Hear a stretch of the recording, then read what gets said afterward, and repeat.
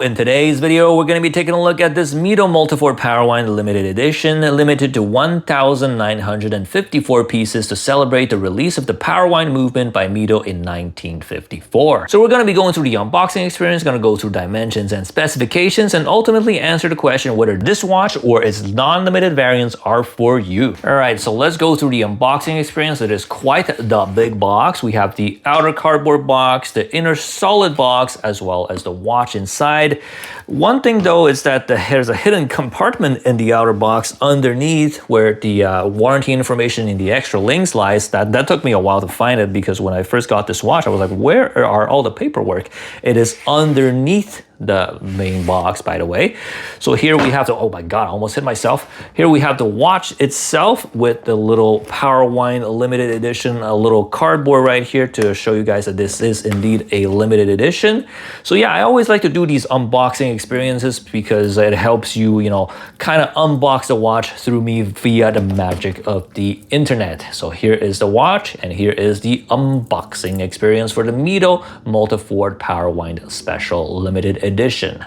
In terms of dimensions, we have a 40mm case, 47mm in terms of the lug-to-lug distance, and a 12mm thickness. We also have a 19mm lug width with this nice beads of rice style bracelet that opens up to this butterfly deploying clasp. On my 6.5-inch wrist, it looks absolutely stunning. As you can see from this bubble dome sapphire crystal right here, looks really nice, has this vintage charm, but with modern dimensions. Powering the watch is an ETA 2826-2 COSC certified chronometer movement, beating at 4 Hz with 38 hours of power reserve. The regular versions of this watch features the Mito Calibre 80, which is basically their version of the Powermatic 80 movement, which is an ETA-based movement with a slower beat rate to achieve that 80 hours of power reserve. So we get less power reserve with this, but we get a COSC certified chronometer movement with the ETA 2836-2. And the choice of a COSC certified chronometer movement for this watch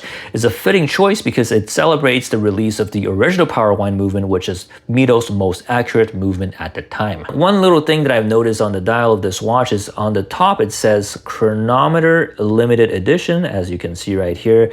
The rose gold hands with this blue kind of purplish dial. It's a very, very nice combination. There are some lume on the hand. It is not very strong, but considering this is a more dressy piece, it doesn't matter as much.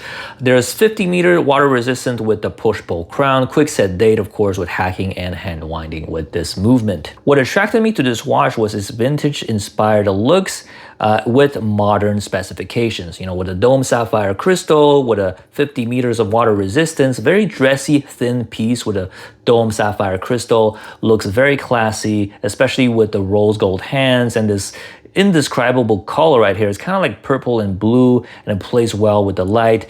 This nice beads of rice retro-like bracelet is also super comfortable. There's no micro adjust, but the links are small enough for me to find a nice fit. So here is what it looks like on my 6.5-inch wrist. Looks absolutely great. I'm really, really happy with this purchase. My only complaint is that the lug width is 19mm. I wish it was 20mm. I think it will be better proportion for a 40mm case, and also I have a bunch of 20mm straps. I don't have any 19mm straps, so I wish it had 20mm lug width. I wish it had 100-meter water resist, but 50 is more than enough for what I do.